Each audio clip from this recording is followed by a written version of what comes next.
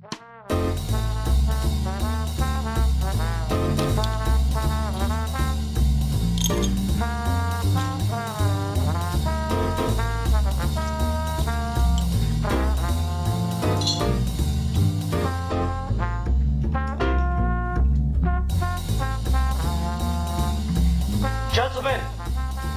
the time has come once again to discuss things.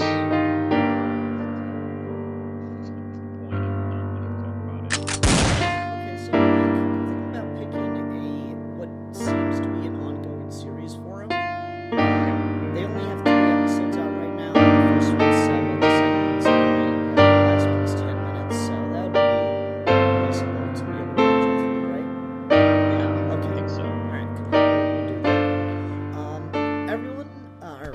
Everyone. Hi, everyone. Welcome to another episode of Geeky Gentlemen. I am Sid Partu. Joining me today is Justin Cristelli, a.k.a. The Real Manos. Hi, Justin. Hey, how's it going, man? Oh, not bad, not bad. We are here today to continue our fan film reviews, and you picked what we're reviewing today, correct? I did, yes, that is true. Cool. What is it? I'm a big Ghost in the Shell fan, and when you asked me to start doing this series, I quickly thought of franchises I like and what's my fandoms, and Ghost in the Shell was one of them, and this popped up. And I thought this was rather interesting. So once we had a chance to have me take a pick, I wanted to definitely take a stab at this. This one is called, what's the name of this one? NightStalker. Ghost in the Shell NightStalker. Yep. There's a Nightwalker. I already forget. Yeah. Yeah, this was an interesting thing to watch, especially for me, since I know nothing about Ghost in the Shell whatsoever. It was funny, a couple months back, everyone was like, or maybe almost a year now, everyone was really mad about the whole Scarlett Johansson thing, and I'm like, yeah, the whole whitewashing thing, I totally agree with, but I'm just gonna sit this one out because I know nothing about Ghost in the Shell, and I literally do not have a dog in this fight. So, this was really, really trippy to watch, so you're gonna have to tell me how much sense you thought it made and what you think it's about before I feel really comfortable saying much of anything what I interpreted of it. Sure. So, do you have no knowledge of Ghost in the Shell as far as a film series or It's an anime manga? series that The Matrix sort of ripped off, I guess. That's about the extent of my knowledge. Oh, great. Okay. It takes place in the kind of near future. Apparently there was a world war, and after the war, technology did help kind of really develop to the point where man and machine are bonding at a increased rate, to the point where people have cybernetic hookups in their brains. Mm-hmm. So you can just email people and have Skype conversations in their brains, and because they have cybernetic brains, you can actually download your consciousness into one of these things, as well as a cybernetic body, they call it prosthetic bodies in the Ghost in the Shell universe. And there's all sorts of great trippy stuff. And of course, with the changing of technology, crime changes. And Section 9 is a super secret, high-profile unit in Japan that is designed to take care of cybernetic crimes, which is Major Kusanagi's team. This isn't too specific as far as where it takes place, which is fine with me. I'm happy they did it that way. And yeah, there are criminals. The typical villain in Ghost in the Shell stories is usually a hacker of some sort, with some sort of agenda, either dubious or outright vicious. And there's usually people within the confines of the government and the system, and you kind of have to figure out who your enemies are and who your friends are. And I'm a big fan of the franchise, and I there is a real introspective quality to a lot of the questions that get brought up in the series and in the film, as what really makes a person, what really makes a soul an actual soul, if there is a soul. Are you an individual because of what was thought as your soul, or are you really just a collection of memories and experiences that have created a type of personality? So you thought that the fan film then did a really good job of capturing that whole world and atmosphere and those ideas? I thought it did a really great job as far as capturing the atmosphere. I wasn't sure about them using the music from the soundtrack for the first couple of minutes, and then I really got into it. I think it was used very sharply. I think it helps create an atmosphere and give you a feeling like you're watching something in that universe. So it's like watching a Batman fan film and just use Danny Elfman's score right. like the whole way. Because that soundtrack is so iconic and like attached to this film. For me personally, I like it when fan films get away with using and it's a fan film, so that's forgiven. Mm-hmm. It does what I tend to like, is that it's like kind of a typical crime, but seen through the lens of cybercrime. And if you have people in cybernetic bodies and people who are able to jump and from body to body, or even hack into other people's cyber brains, this is the kind of crazy sci-fi shit that you would encounter. And mm-hmm. I like Garrett. Let's see. By the way, Garrett is not a character that I've ever seen in any of the stories. He looks like an original creation. Garrett Locke. And I'm happy actually they did that, because Garrett fills in rather nicely to what Major Kusanagi is like, who I presume Locke has a cybernetic body like she does, just because the way the actor portrayed the character. Mm-hmm. Yeah, that's what I was trying to wonder about, is he supposed to be like an android, or is he actually human with just a lot of enhancements, or what's up? I wasn't quite sure with that. Yeah, they don't really answer that, which, I don't know, I'm kind of cool with. I assume, since he's our lead, he is most likely pretty similar to Kusanagi's situation, where she is someone who at a very early age was transferred to a cybernetic body, and has that kind of cold detachedness. And like in Kusanagi's case, she had like from childhood, been in a cybernetic body, prosthetic body, and there are times where she kind of doubts that she's even alive anymore.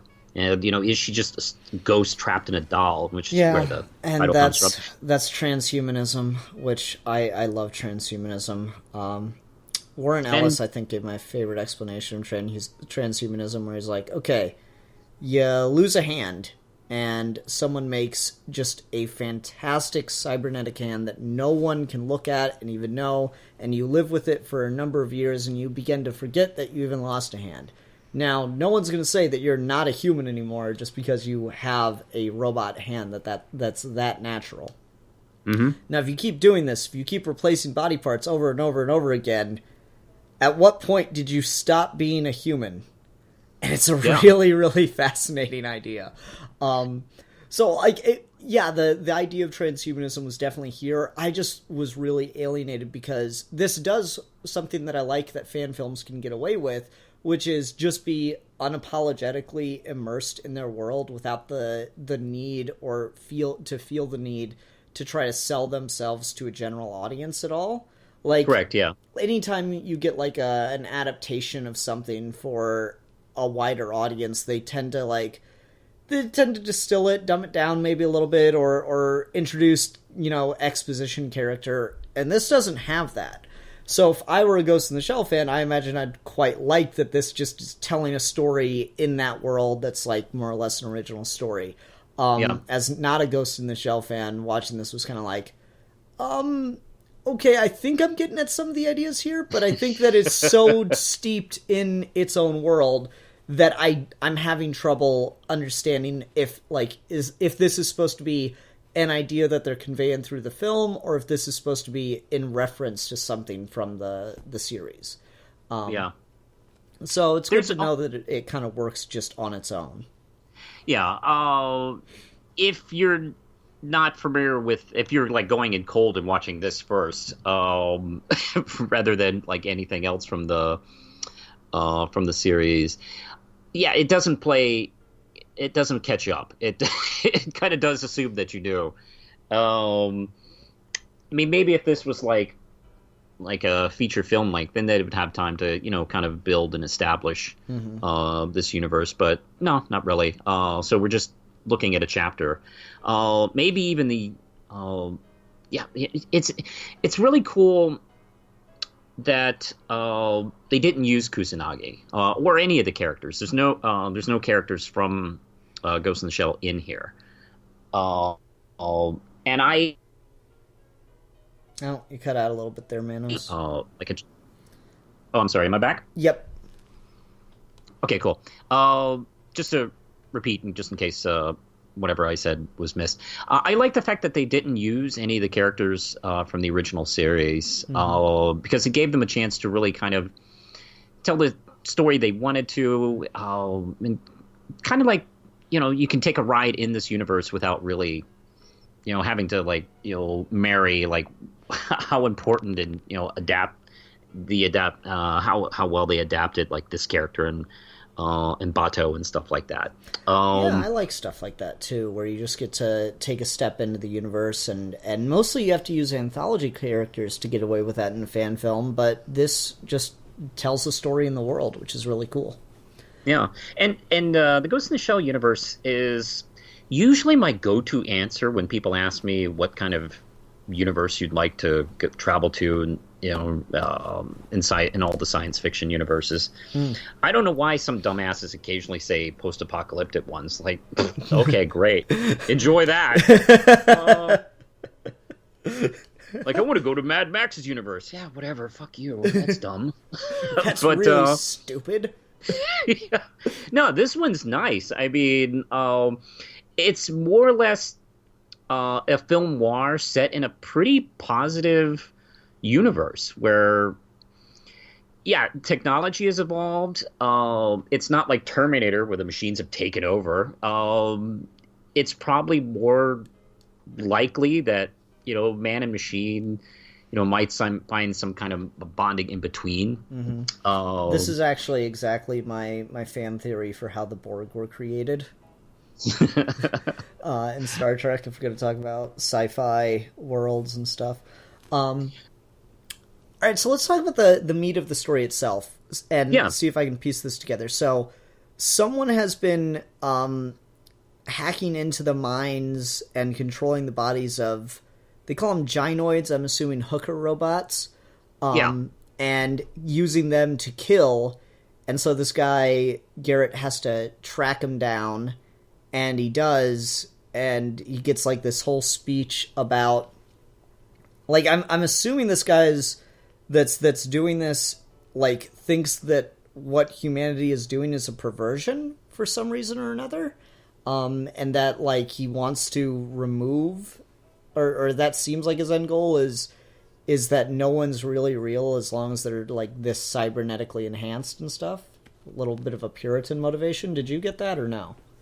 I was thinking about that, and I think it's purposely vague as far as the details of a NightStalker story. In that, obviously, he was a person who went mad after his wife's rape and murder, getting revenge on. It's almost like a Dirty Harry plot, getting revenge on the people that he felt did her in. To the point where he lost himself in the technology. Maybe he was not fully enhanced and he needed to go further. Because maybe he was just a simple person with maybe your basic cybernetic brain. Yeah. and he needed to just go further and further, and the furthest he went, the more insane he went. Yeah, I don't know. Something about, I'm trying to remember the exact wording of one of the lines, but it was something to the effect of, if anything actually had a soul, it would be a human body on the verge of death, a corpse about to keel over. And that to me indicated really a message of like what we've done to ourselves by enhancing ourselves is wrong, and we've lost our soul in doing it. And at least that's the way I got it. I don't know if that's how other people might interpret this, or if that's how they wanted it to be interpreted. It might have. One of the things I like about the TV series is the TV series had plenty of time to like kind of investigate how people view this kind of reality. Mm-hmm. There's some people who are religious who have no cybernetic hookups at all, and they think it's unnatural, and that's addressed in the TV show, which I think is really really thoughtful, because not everybody would be totally on board, which is something sci-fi sometimes forgets. Yes, so right. No, not everybody's going to hook up blenders to their heads. But you could blend things wherever you go. And wear the giant silver moo-moos with the triangles. No, there's some people would think that's stupid. Yeah. I think that's kind of, this person had just kind of gotten lost in his quest for revenge. I really like the fact that, he doesn't even really, consider himself a human anymore, and considers himself kind of like, a doll, and there's that question of like, Well, they have that line about him being dead. I assumed that his consciousness somehow managed to keep around after his death, and he put himself into just like a really basic android body or something. Yeah. That's the way I interpreted it. And, it's possible he was killed as well. Mm-hmm. And maybe if he had if he was maybe like a talented hacker, maybe he was able to, at the point of death, transfer himself to something else more sustainable, and then found himself in this body, and then kind of like worked from there. I don't know. And I also like the imagery. The imagery. This is definitely a fan film in all sorts. In the type of story it creates, the fact that it tries to it tries to communicate an idea, which is very similar to the ideas you get in a lot of Ghost in the Shell stories, as well as mood and atmosphere. I think it does really great. It goes hardcore into doing that. I think it goes a little overboard on the atmosphere. Maybe a little bit. This is actually a good spot to transition and talk about the production, because overall I thought this was a really well shot film. Like, I can tell that the people making this are really well experienced filmmakers. And I looked through the channel, and they've done a bunch of fan films, even a Sin City one I may want to check out at some point in the future. But there's clearly a lot of talent behind the camera here. I think my biggest problem with this, and maybe this would be lessened if I'd seen Ghost in the Shell, and if it has more of that slow driving feel, but just as an outsider, that whole sequence of footage of all these like Japanese, signs and these buildings and like the rain and everything, it was really cool. It was really well shot. It just, pacing wise, it just went on for entirely too long, I thought. That is definitely mimicking the original Otomo film from '95. The manga actually is a little bit more fun and has a little bit more lightheartedness to the writing. Mm-hmm. The TV series is a little bit more conventional police procedural. Mm-hmm. And the '95 film does have that kind of film noir pace to it, where it creates a lot of atmosphere using cityscapes and shots of the various streets, and it actually does a couple things similar, because there's a couple of shots in Ghost in the Shell where we just follow Kusanagi walking through the city, and she takes a look at mannequins in a store that looks similar to her. Mm-hmm. there's a shot where she sees a woman that looks just like her, and you're thinking maybe that's just someone else in the same prosthetic body. And that visually kind of just brings across the question, like, well, who is she then? Mm-hmm. Is she a real individual? And this film does that a little bit, and not so much exact. And what I like is it doesn't do it the exact same way. Garrett doesn't run into like somebody else who looks like him. Mm-hmm. There's shots of statues. There's shots of dolls.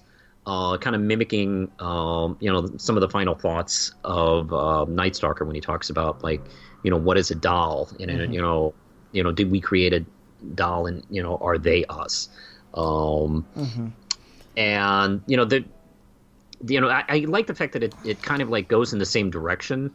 Mm-hmm. Without, like, being, like, a complete carbon copy.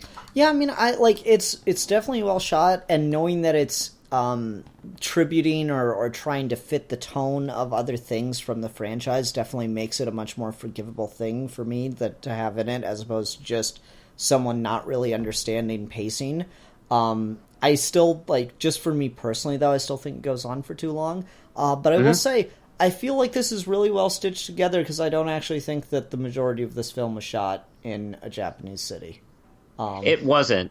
I remember being uncertain for the first few minutes, and then I realized, like, oh, this is probably New York, and they probably went to, like, the more Asian districts.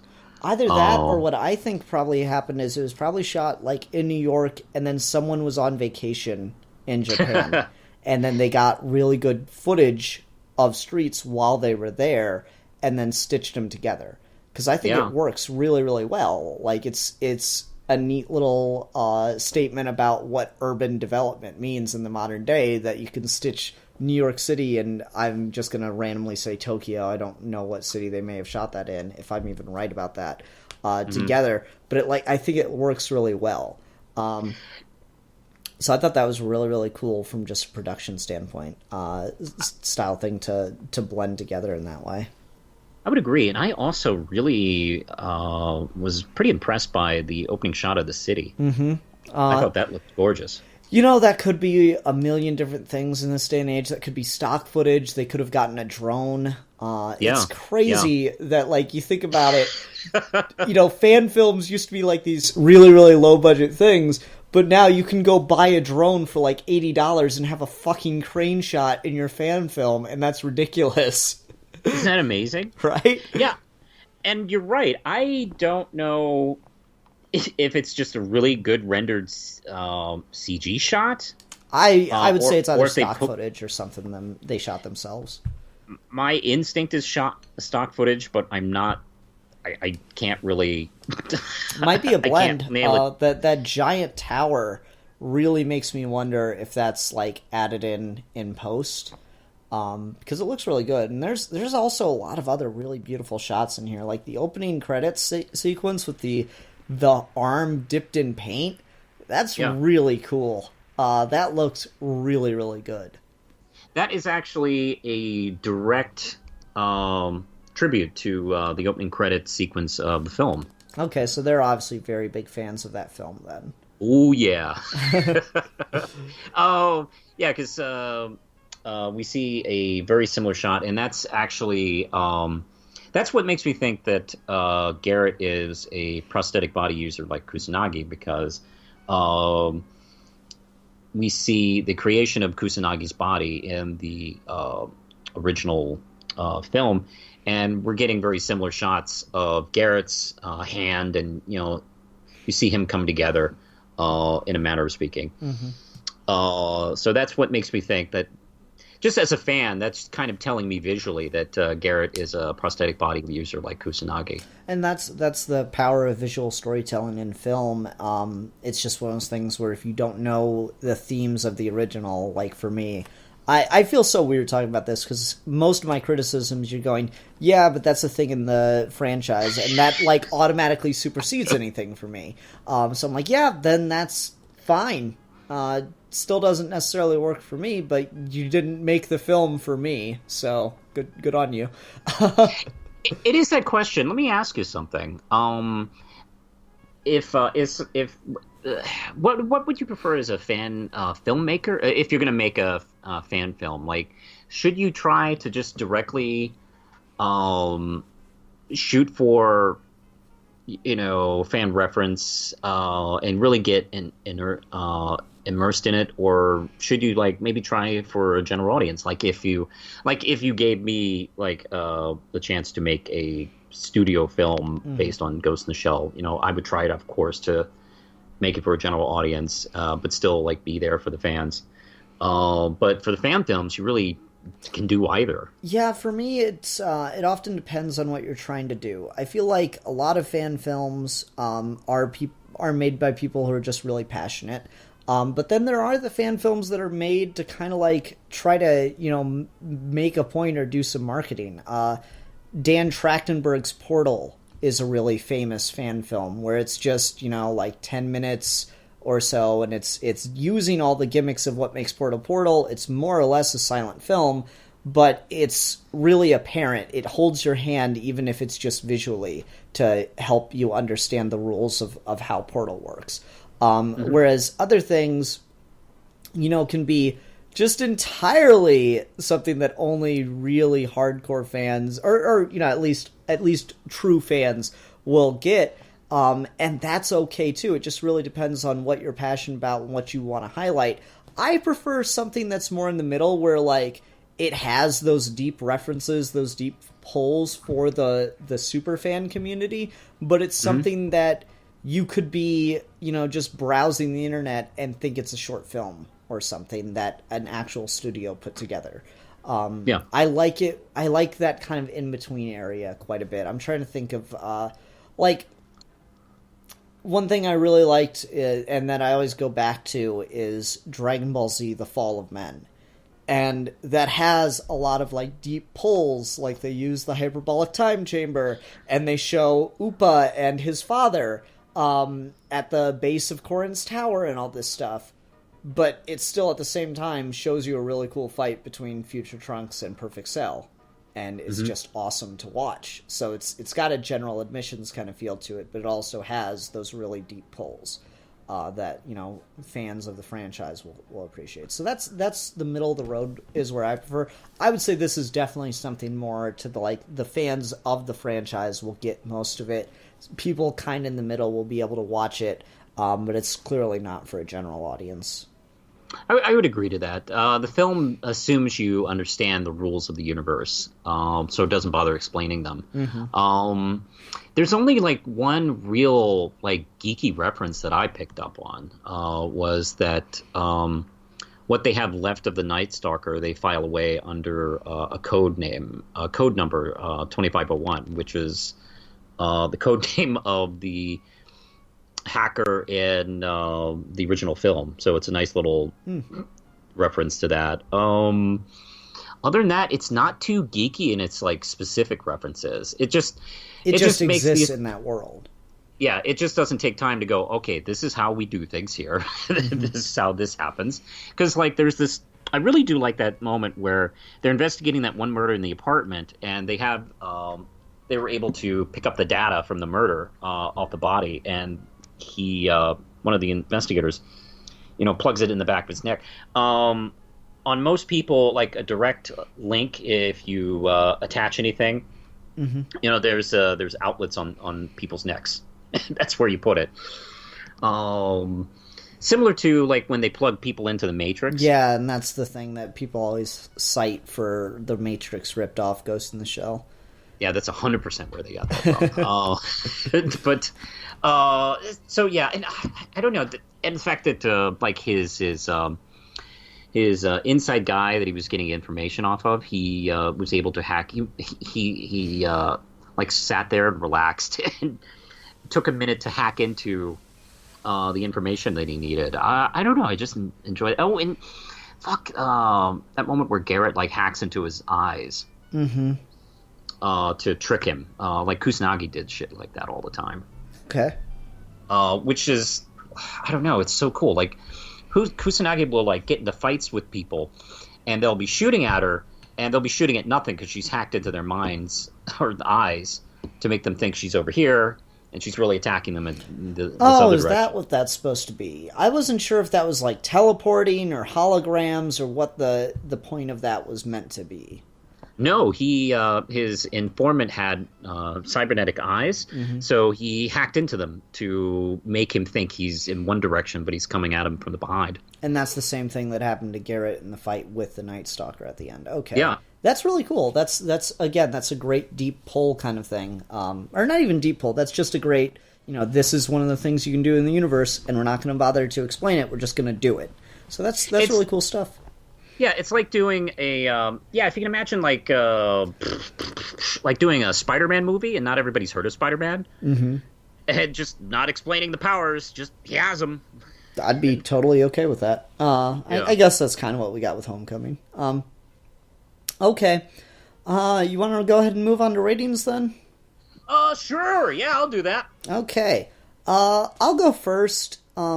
So I do think this is a really well-made film. There's just, like, the personal enjoyment for me, and I still do think some of the pacing is just a bit off for a half-hour fan film. So because of that, I'm going to give it 4 out of 5 arms covered in paint shot beautifully. Let's see. I really did enjoy kind of the loving detail, and it's a very obvious tribute and meant to kind of exist in a way with the original 95 film without being, without treading on, territory. I just enjoyed it a lot. I think it was also very well shot and some good performances in it. And it also took the time to actually have some ideas of its own to examine, which I thought it was a really nice, thoughtful idea, instead of just copying stuff and copy and pasting what you've seen in previous. So yeah, I would definitely give it 5 out of 5 Puppet Masters. Nice. Okay, Manos, thanks for that pick. Next week, we'll be talking about a fan series that's only 3 episodes in, so that'll be fun to get into. And that is called Reverse Flash Origins by the channel Nerdbot. So that should be really exciting. I clicked around a little bit in one of the episodes, and the quality looks pretty good, so I'm really excited to talk about this since we've not talked about The Flash before. That's true. Mm-hmm. All right. Who's The Flash? He's a program that Adobe made. Okay, anyway, everyone, thanks for... Can't wait. That sounds awesome. Yeah, thanks very much for watching, everyone. Until next time, I'm the Philosopher. And I'm the Realist. And we are your geeky gentlemen. And we will be discussing things.